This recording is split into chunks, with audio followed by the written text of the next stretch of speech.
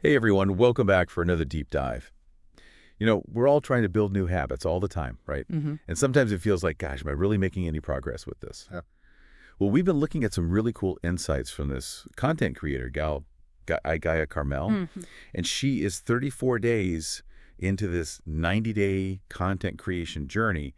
And what's so fascinating is that it's not even just about content creation. What she's talking about can apply to any new routine you're trying to build, Mhm. whether it's like working out or meditating or whatever it is. you know? Yeah. And so we're kind of using her experience as a bit of a guide. Our sort of mission with this deep dive is to try to figure out what are the key signs that you're actually on the right track. Like, how can you tell that you're making progress, even if it doesn't feel like it sometimes? Because I don't know about you, but I need all the help I can get with staying motivated with these things. Oh, absolutely. And it's so easy to get discouraged when you're trying to establish a new habit. We often have this sort of expectation that it's going to be this linear upward trajectory. Like every day I'll just get better and better. Exactly, yeah. But what Carmel's observations really highlight, and I think it's so valuable, is that there are going to be bumps in the road. Hmm. And in fact, those bumps can actually be a sign that you're moving forward. Okay, so let's get into some of the specifics here. Yeah.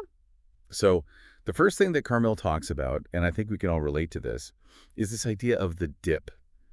Have you ever experienced this where you're like, I'm going to meditate every day, or I'm going to learn this language, and then suddenly you just completely lose the urge to do it. Oh, all the time? Like the motivation just vanishes. Yeah, absolutely. I think that's a really, really common experience. And what's interesting here is how can we reframe that lack of motivation? So instead of viewing it as a failure or a sign that you're not cut out for this, what if we think about it as your brain kind of adjusting? As the novelty of the new habit wears off and it starts to become more integrated into your routine, that initial excitement might fade. That makes sense. And so that's where the real work begins, right? It's when you have to consciously choose to engage in the habit, even when you don't feel like it. And pushing through that resistance, I think, that's a real indicator that you're serious about making this change.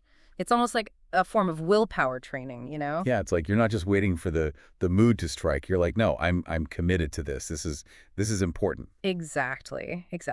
And Carmel also touches on this really interesting idea of letting go. Oh, yeah. She suggests that forming a new habit might actually require you to shed certain parts of your old routine or even parts of your old identity that don't really align with where you're headed. That sounds kind of profound, but it makes sense when you think about it. Like you're trying to become a slightly different version of yourself. Right, exactly. And if we connect this to this broader idea of personal evolution, it really tracks, right? Because new habits often signify a shift in priorities. So for example, if you're building a habit of writing daily, you might need to let go of some evening entertainment to create that time and space for writing. And so that feeling of needing to adjust your life, even if it's a little bit uncomfortable, even if it involves some sacrifice, can actually be a really strong signal that you're making space for meaningful change that's aligned with your goals, your values. I love how you phrase that, making space for meaningful change. That's really resonating with me. Yeah, and your higher purpose, as some might call it, could be as simple as just having that improved skill or the well-being that the habit brings. Right, exactly. And then, going along with this, Carmel really emphasizes the power of persistence, which I think is something that we hear a lot about, but she phrases it in a way that I found really helpful. It's just this idea of looking at the bigger picture and simply showing up to practice the habit day after day. Yeah, consistency is absolutely foundational when it comes to habit formation.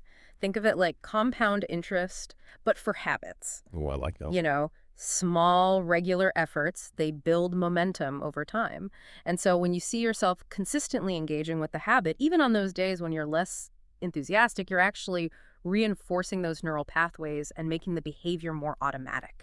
So that reliability, that ability to show up consistently, even when it's hard, that's a huge sign of progress. Okay, that's a really good way to look at it. And then finally, she talks about distractions, which of course we all have those. These are the things that pop up and try to pull you away from your new habit, and they're often disguised as these urgent or more appealing tasks, Right. But Carmel views them as tests, and I really like that shift in perspective. Yeah, I think that's a really crucial point about our level of commitment, because distractions, They're inevitable. Oh, yeah. They're going to happen. But Carmel's insight here is that these moments are actually opportunities to consciously choose your habit. Okay. Each time you do that, each time you choose the habit over the distraction, you strengthen your resolve. It's like a little daily test of your priorities.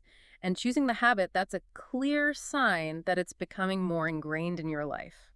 So just to kind of do a quick recap here, based on Carmel's experience, feeling a dip in motivation, that need to kind of adjust your routine and let go of certain things, the importance of consistent action, and then also just the appearance of distractions, all of those things can actually be indicators that you're on the right path. Absolutely. It's like, it's not always going to feel smooth and easy. Right. And I think what's so powerful about this perspective is that it allows us to reinterpret those challenging moments. They're not roadblocks. They're markers on the journey.